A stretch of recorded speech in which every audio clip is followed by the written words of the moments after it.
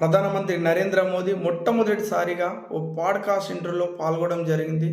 ప్రముఖ వ్యాపారవేత్త, Zerodha founder, CEO Nikhil కామత్తో కలిసి పాల్గొనడం జరిగింది. ఇద్దరి మధ్య అనేక విషయాల మీద చర్చించుకున్నారు. ఒకసారి వివరిస్తాను. ఈ వీడియో శుక్రవారం విడుదలైంది. యూట్యూబ్లో ట్రెండింగ్లో నడుస్తుంది కాబట్టి దీని మీద చర్చించుకుందాం.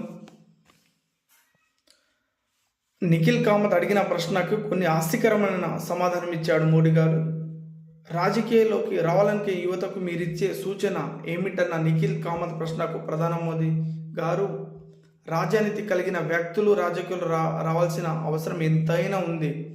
కానీ ఈ మధ్యలో సొంత ప్రయోజనాల కోసం రావడం చాలామందిని చూస్తున్నాం. ఈ సందర్భంగా తన వివరించారు. గుజరాత్లో ముఖ్యమంత్రి పదవి చేపట్టిన తర్వాత మాట్లాడుతూ కష్టపడి పని చేయడానికి వెనుకాడగాను. నా స్వార్థం కోసం ఎప్పుడు పని చేయలేదు. దురదృష్టంతో నేను ఏ తప్పు చేయను. ఇదే నా జీవిత మంత్రం. పొరపాట్లను జరగడం అనివార్యం కావచ్చు. నేను కొన్ని తప్పులు చేసి ఉండొచ్చు. నేను మనిషినే కదా, దేవుణ్ణి కాదు కదా అని అన్నారు. అప్పుడు చెప్పినట్లు గుర్తు చేసుకున్నారు. రాజకీయాల్లో రావాలంటే డబ్బు ఉండాలన్న ప్రశ్నకి ఓ ఆసక్తికరమైన సమాధానం ఇచ్చాడు మోదీ గారు. నిఖిల్ కామత్ అడిగిన ఓ ప్రశ్న ప్రధాని మోదీ ఆసక్తికరమైన సమాధానమే ఇచ్చాడు. తన చిన్నతనంలో జరిగిన ఘటన వివరించారు.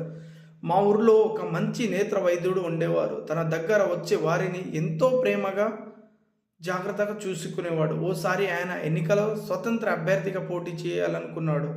తెలిసిన వారందరి దగ్గర వెళ్ళి రూపాయి చొప్పున వివరంగా తీసుకున్నారు. ఆ డబ్బుతో ఎన్నికలు పోటీ చేశారు. ఖర్చు మాత్రం 250 మాత్రమే చేశారు.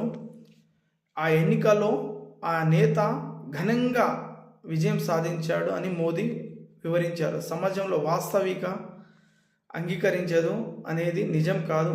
మనకు ఓపిక, అంకితభావం ఉండాలి. ఓట్ల కోసం ఏదైనా చేస్తామంటే విధానాన్ని వదులుకోవాలి. అలాంటి వైఖరితో విజయం సాధించలేరు అని మోదీ వ్యాఖ్యానించడం జరిగింది.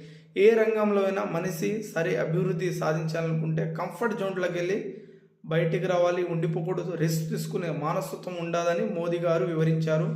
ఇంకోటి, గుజరాత్లో ఉన్న సమయంలో అమెరికా పాస్పోర్ట్ ఇవ్వడానికి కూడా సహకరించలేదంట. అప్పుడు అవమానం పడ్డ విషయాన్ని కూడా మోదీ గారు వివరించారు.